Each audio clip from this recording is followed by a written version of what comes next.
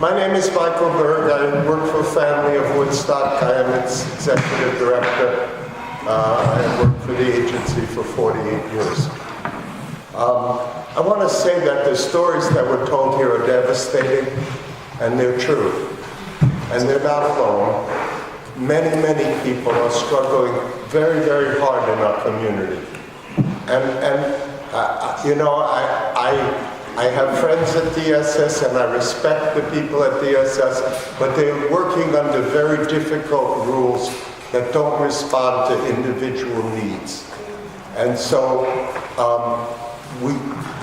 people do find themselves in situations that were described here. I want to say very clearly that we do not have enough affordable housing, period.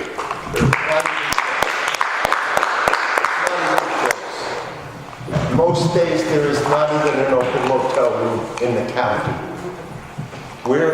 We end up helping people. They call us.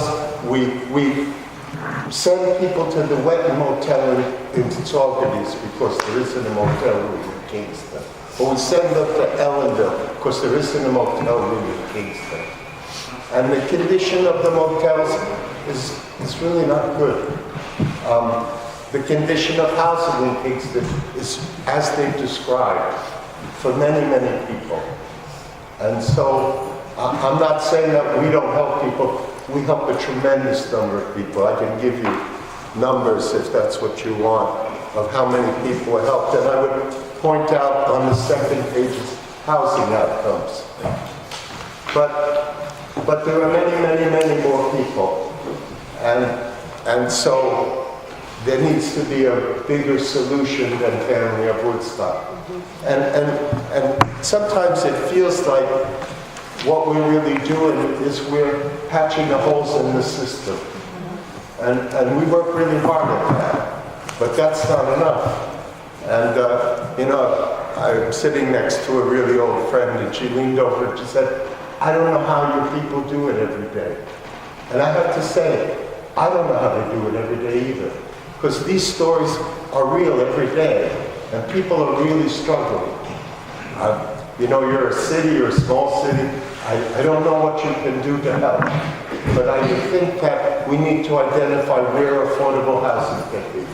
You know, in family's history, we sued 3 municipalities for the privilege of opening homeless shelters for them. And now every one of those shelters is supported by the community, but it was really rough.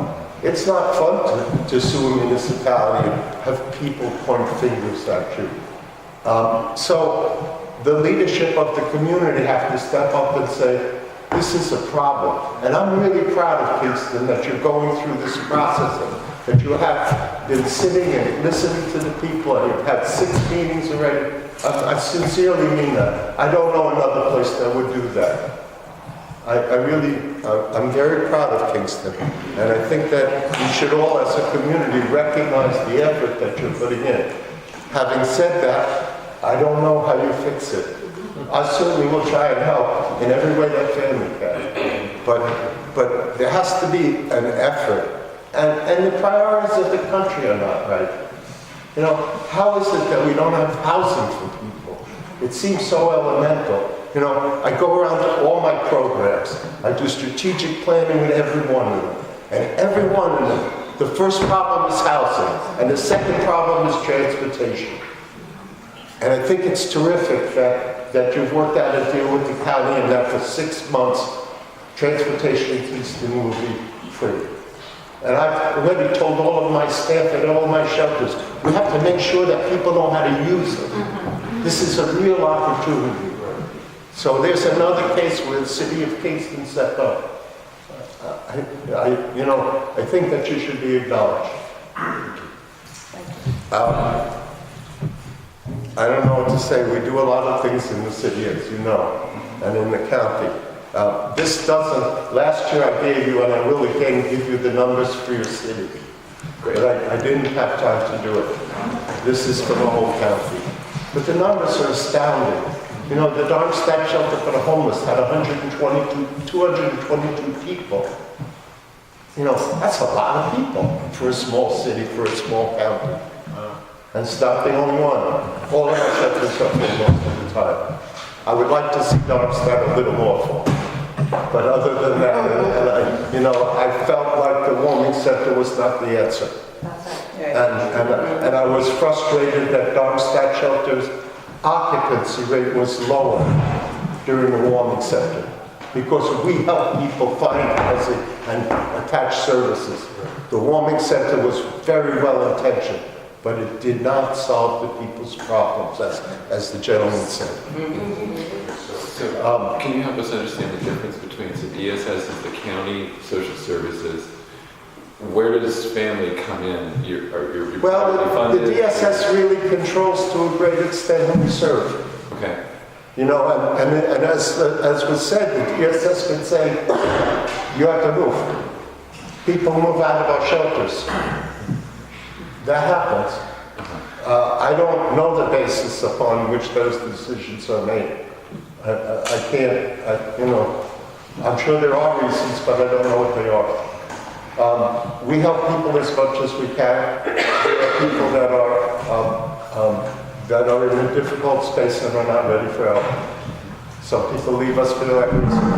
I also need to say, and this may be somewhat, I chair the continuum of care.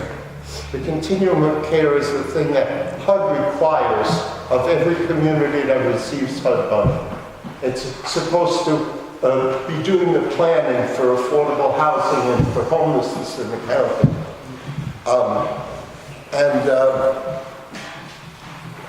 Now I've forgotten what I was going to tell you about that. But good intro. It was a good intro for me. Yeah, well, absolutely. I want to acknowledge Kathy Germain and Repco do all of the back work for the COC, and without it we wouldn't keep bringing in $1.1 million. And family, and now I remember, family has 7 contracts with HUD to be given supported rent to help people have permanent housing, people that have disabilities. And one of the rules that HUD has, which is interesting, is that they require that the DSS, in this case the DSS, evaluate the risk, the need of the people involved. And so the rules are that the most at-risk person has to get the first apartment, or the most at-risk family. And that presents some problems for me, because I have a maintenance person who I'm very close with that comes to me to describe some of the conditions of what he has to deal with if we evict in the client. And so if we